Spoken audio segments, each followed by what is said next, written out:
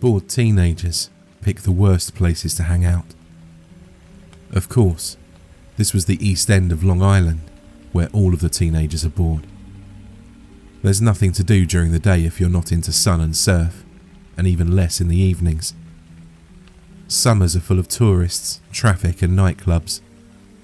Convertibles still running outside of stores. The rest of the year, it's quiet. And in the winter, desolate. I was out with a group of friends that night.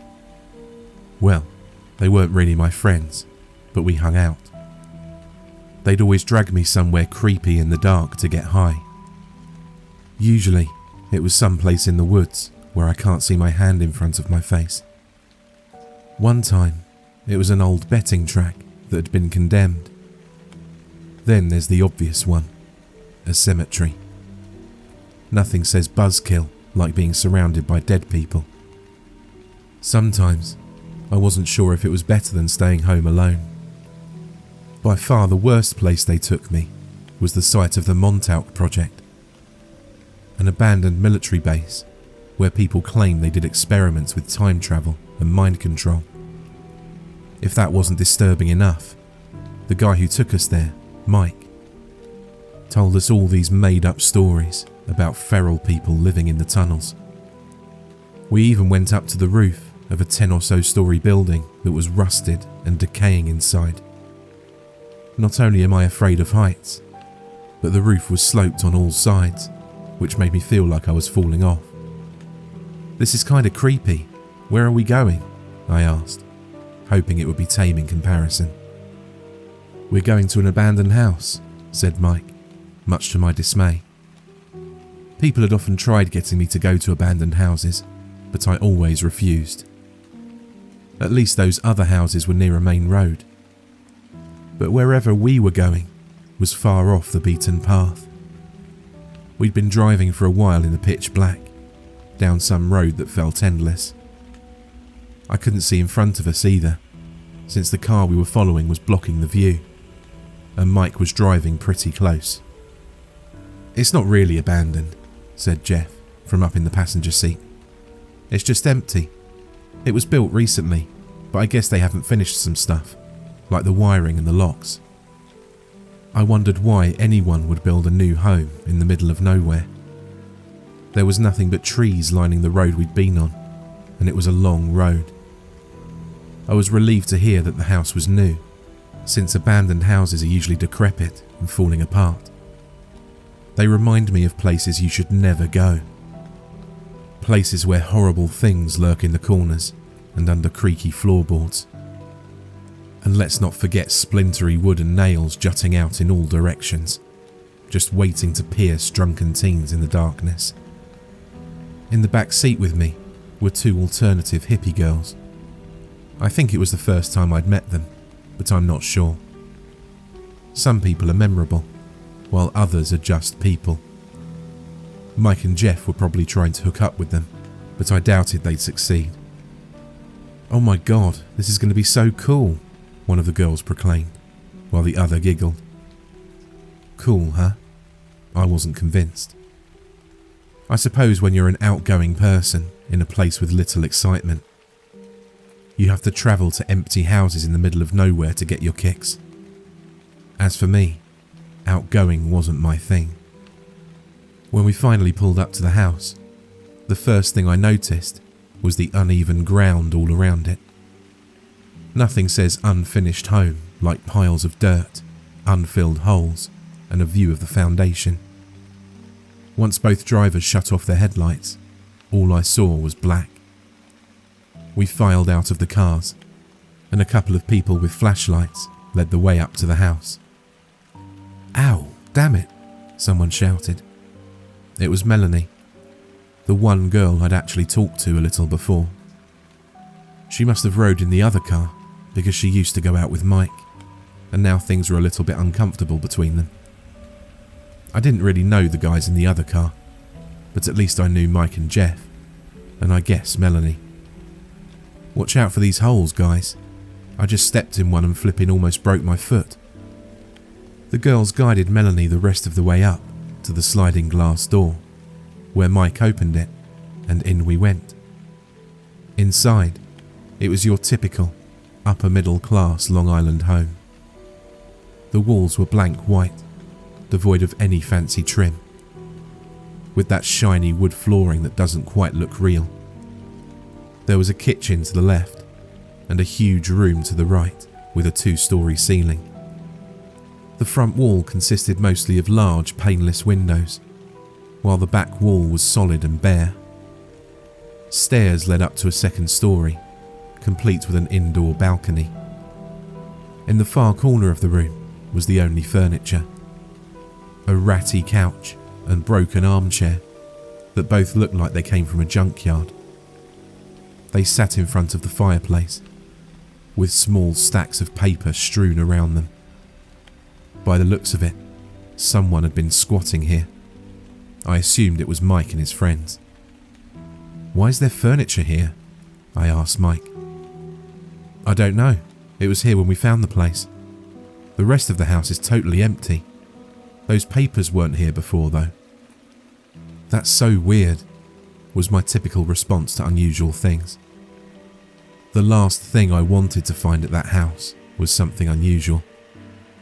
Without the flashlights, it was too dark to see, and I hate being in unfamiliar places in the dark. At least our voices echoing through the house gave me a little bit of comfort. It felt like everyone was close by at all times. A few of the girls started exploring the house. Intimidated by the darkness, I decided to hang out by the fireplace, where Jeff was making a fire. Not having a flashlight made me nervous, and the light from the fire was a fair substitute. I sat in the cruddy armchair, sipping a beer, as Jeff was checking out the papers. "What is all this stuff?" I asked. "I don't know. Some kind of medical stuff. Look," he replied, handing me a few sheets. They looked like pages torn from medical journals, diagrams of human anatomy and such. Maybe they were photocopies, but in the dim light of the fire, it was hard to tell.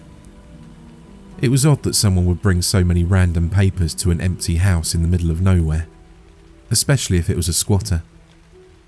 "I figured these would be someone writing a book or something," I said. "That's what I thought. Maybe someone came here to study. This is a really weird place to study. And then to just leave it all here? Creepy, huh?" "Kinda," I replied sarcastically. By this point, I was getting pretty bored. Sitting on trashy furniture, surrounded by stacks of mysterious papers, in a dark house, with people I didn't know that well.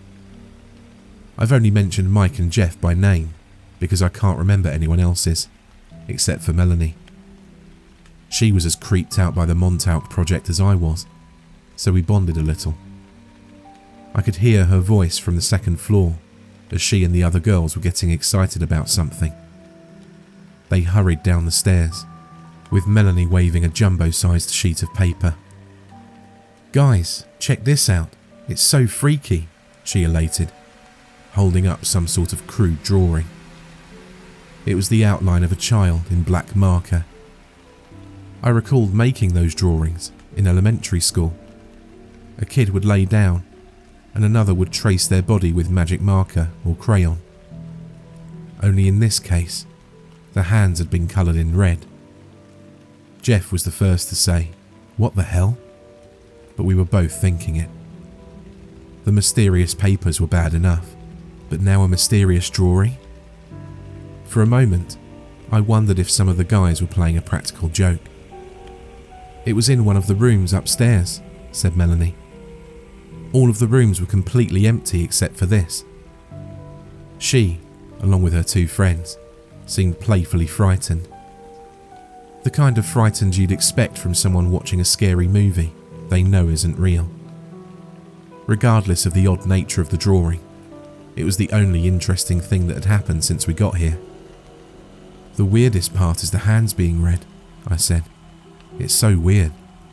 "Right?" Jeff concurred. "I want to take it home," Melanie squealed. "Why?" I asked. "It's freaking scary." Why is it even here? We had fun coming up with explanations, which helped me forget how disturbing it was. Maybe some kids were hanging out in the house and made it. But we couldn't figure out why they would have brought such a huge piece of paper. Then we thought it could have been made in school and someone brought it to the house. Still, none of our theories could eliminate its somewhat sinister presence. Mike and the others came over to see what we were doing. Soon, we were all discussing the fate of the drawing. Melanie seemed to like it, but the rest of us were more superstitious. Our excuses for its existence started getting silly, as you might expect from a group of inebriated teenagers. What if it was made by a ghost? We shouldn't touch it. Maybe there's a ghost of a little kid living here, and that's why no one's moved in yet.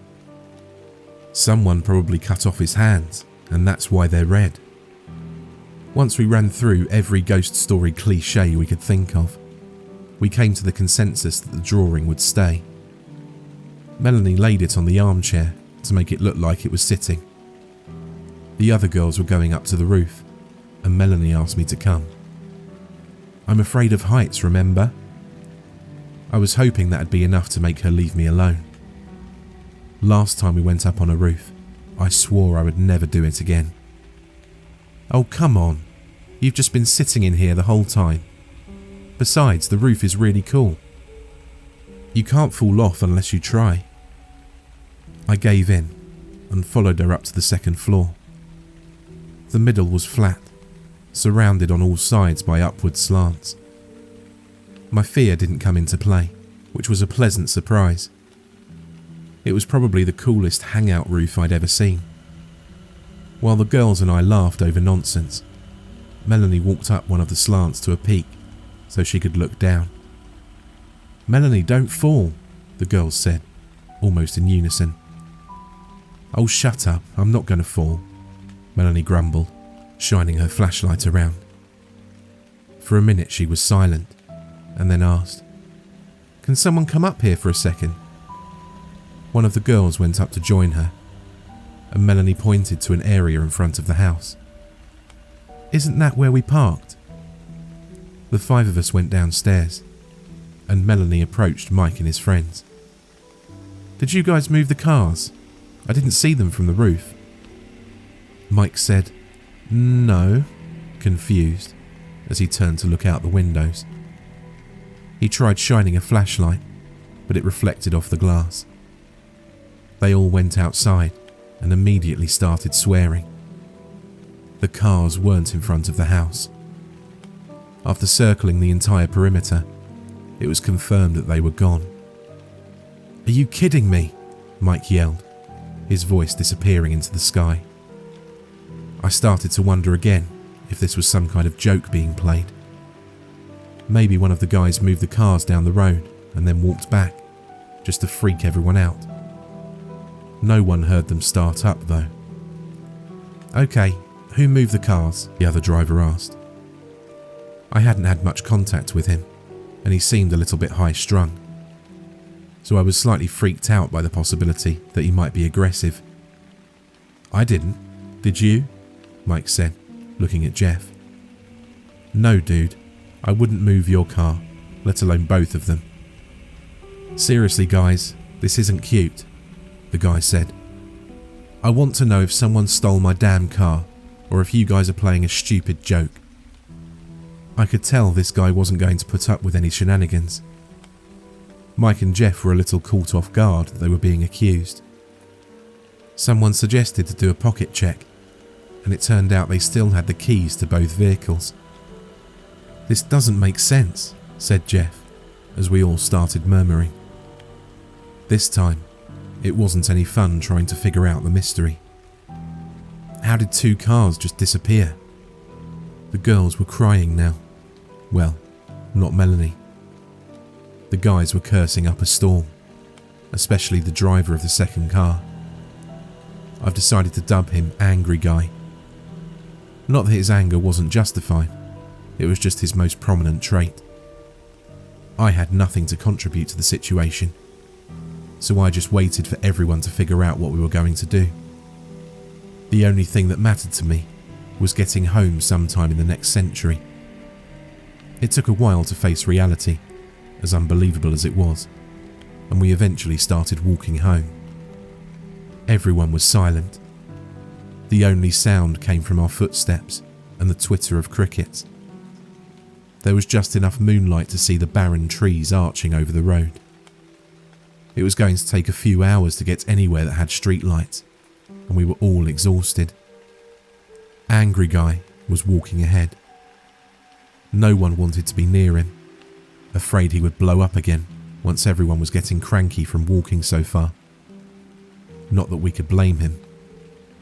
"Hey, can we stop for a minute?" asked one of the girls. We collectively agreed it was a good idea, even though we'd only been walking for about 20 minutes. There was a sense of denial that we were still so far from home. As everyone gathered their thoughts, we talked about what to do when we got home. Jeff suggested going to the police, as if that wasn't obvious. Mike started spewing some crap about how he knew people who could track down the cars, like they were TV detectives or something. Angry Guy didn't say anything. I just wanted to go home. "We good to go?" Jeff asked. As everyone looked at each other and nodded, the girls noticed something. "Hey, where's Melanie?" Suddenly, everyone realised that she wasn't there. The flashlight holders scanned the area, but there were only trees and dirt road. We each called her name several times, but it just echoed into the night air. "This isn't funny, guys. Where's Melanie?" We spread out a little, continuing to call her name. If she was playing a joke on us, it was in enormously poor taste. Everyone was frustrated and bewildered by the vanishing cars, and this wasn't helping. "God damn it," Mike shouted. "Where the hell is she? We can't keep going if we don't know where she is." "Dude, let's just leave her," one guy joked. "Are you stupid?" shouted one of the girls. "She's our friend. We're not just leaving her in the middle of nowhere." "Maybe she went back to the house," I suggested. Everyone stopped talking for a moment, contemplating the possibility that she did indeed go back. I wasn't really serious though. What idiot would go back to the house without telling us? And why? After more grumbling, cursing and arguing, we decided that a few of us would go back to the house, while the others waited, just in case Melanie was really messing with us. If she was, then she just lost some friends. I volunteered to go, since waiting for an unknown length of time seemed worse in that moment. On the way back to the house, the two girls, Mike and myself, discussed the whole situation. We'd come to an empty house in the middle of nowhere to party, only for our transportation to vanish, and we couldn't explain it. Mike came up with this theory that the cars disappearing was some sick joke, and that Melanie was in on it. He implied that she got some guys who could hotwire cars to drive them away, so we'd have to walk home. Then she ran back towards the house, and they picked her up. The girls seemed offended, but they were tired of defending her, so they just shrugged it off. As we finally arrived back at the house, my stomach dropped upon seeing it again. I cursed myself for volunteering to come back. I guess I wanted to know sooner rather than later if Melanie was okay. Approaching the sliding glass door, we were surprised to see it open. "Did we leave the door open?" asked Mike. "I'm almost positive someone closed it," I replied. If there was any reason for it being open, it had to be that Melanie went back inside. As we entered the main room, the house felt emptier than before. I noticed that a lot of the medical papers were in the fireplace, and the contour drawing of the child with red hands was gone. We searched the kitchen while calling for Melanie. It was clear she wasn't on the first floor, so we headed upstairs. "I'm going to be so pissed if she's not here," said Mike, "because then we came back for nothing." The girls just ignored him, and went to search the rooms, while I split off to go check the roof. The window was still open, and I squeezed through. If I expected her to be anywhere, it was here. The roof was empty and silent, with a gentle breeze blowing. I could almost see over the treetops, which made me feel stronger than my fear of dark forests. For a moment, I forgot that we were looking for Melanie, until I heard the girls panicking inside. I quickly squeezed back through the window and ran to see what was up. Mike and the girls were looking at something in one of the empty rooms. "What happened?" I asked. Mike shone the flashlight at a spot on the floor. Reluctantly, I approached and looked down, as the girls gripped each other, sobbing. There were 2 jumbo-sized sheets of paper, taped together to make one larger sheet. Drawn in marker was the outline of a girl, with only the hands coloured in red.